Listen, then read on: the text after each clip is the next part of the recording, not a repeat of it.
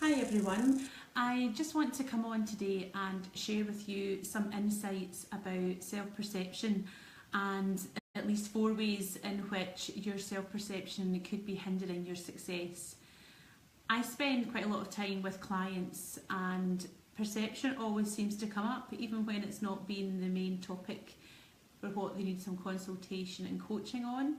But self-perception is something which can lead us through our emotions and misconceptions to false conclusions, whether that's about people or situations or things. For examples that I see with people is the view, for example, I've screwed up at something, therefore I'm a screw up. This is like an all or nothing mentality, which does lead to low self-esteem in people. But it's a false correlation. Just because you have maybe not done so well at something or you've made a mistake once, it doesn't mean to say that you are never going to get it right. And you will always tend to remember the mistakes that you've made rather than focusing on the times when you did get it right.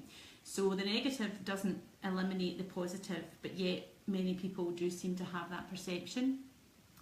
Another area is when people think, oh, I'm not good at this yet, so I'm never going to be good at it. It could be something like a new subject that you're studying, a new course you're taking. It could be a new job or maybe a promotion that you've gone for.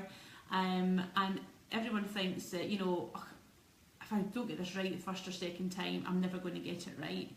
And for many people, failing at something 10, 20, 30, 40 times is the times when you do learn, when you do become a lot better, by acknowledging the fact that you have had to improve and you've had to take a different approach, a different stance, or maybe try to get some advice from people to get it right the next time. So that I'm not good at this yet, so I never will be, comes up all the time. A third one is around, if someone doesn't like you, you then have a perception that no one likes you. So maybe you've had a fallout, whether it's in work, in business, with family, friends, a neighbour, whatever. You may have this view that, they don't approve of who I am and how I live my life or how I conduct myself. Therefore, everybody must feel the same. Everybody must have this notion that I'm not likeable. And again, it's very easy to focus on the negative in those types of situations, but you have to remember that you're potentially dealing with someone that holds a bit of a grudge about you, so they are going to have a different view, a much abridged opinion of you as a person than those who are your true friends. The fourth area, which is sort of flipping it over a little bit, is where you have people who say, well, I've never had any complaints, so I must be good. And that's quite a dangerous territory to be in as well, where people may think that, because they've never had anyone objecting, or they've never had any sort of constructive feedback, as I might call it, regarding their performance or how they're doing a job, they have a perception that they are doing something really, really well. And my view is, unless you've put your skills and experience to the test in an arena that's free of bias, so your mother or your children or your best friend isn't the one that's giving you the feedback, unless you've actually got feedback in an environment where people are truly able to assess your experience and your skills, you don't really know whether or not you are good. So it's always important to try and make sure that you do get some gratification on how good you think you are. So those are 4 areas that I see frequently being displayed and definitely hindering people making progress and making changes in their life. 4 ways that you can do something about that very quickly is to perform a self-assessment. Okay, so that could be as straightforward as writing down your 10 strengths on one side of a sheet of paper and flipping it over and writing down 10 negatives. And you'll soon see that the negatives that you've written down, which I'm sure will take a lot longer to find, are things that very easily could be eradicated or could be improved upon just by spending a little bit more time on them on a week by week or a month by month basis. All the while you'll be building on your strengths. Another way, and the second way, would be to seek some outside input and some feedback from people. And again, you wouldn't necessarily ask your best friends and your other half about this. You can if you want, but I would suggest asking someone that sees you in the light that you're trying to find out more information on. And when they give you feedback, read between the lines, look at what they don't say, look at the things that they miss out that you potentially feel could be a limiting factor for you and your success. Third area would be to really challenge yourself, which we do in this group, and I do try and get you to challenge yourself and really step outside your comfort zone.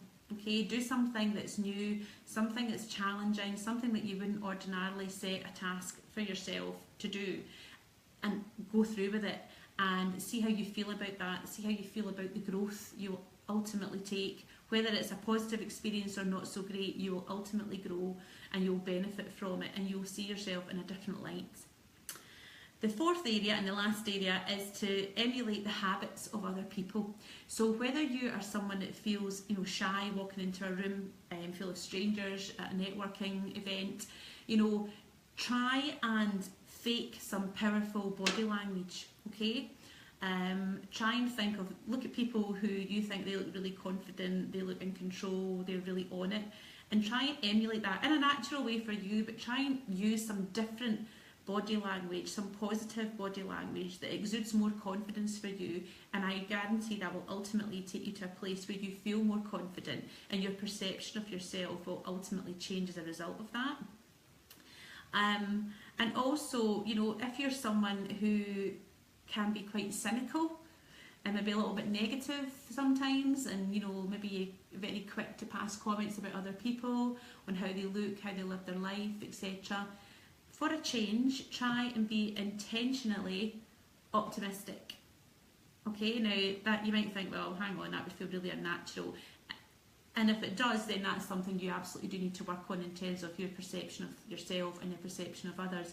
But try, for example, on social media to be more optimistic, rather than giving negative comments, or even in conversations with people, rather than kind of being blunt and negative and not very encouraging. Try to be really optimistic and use more positive language and your body language as well. Be encouraging, be helpful to others, and I guarantee by doing that you will feel so much better about yourself, but you'll also have helped other people feel so much better.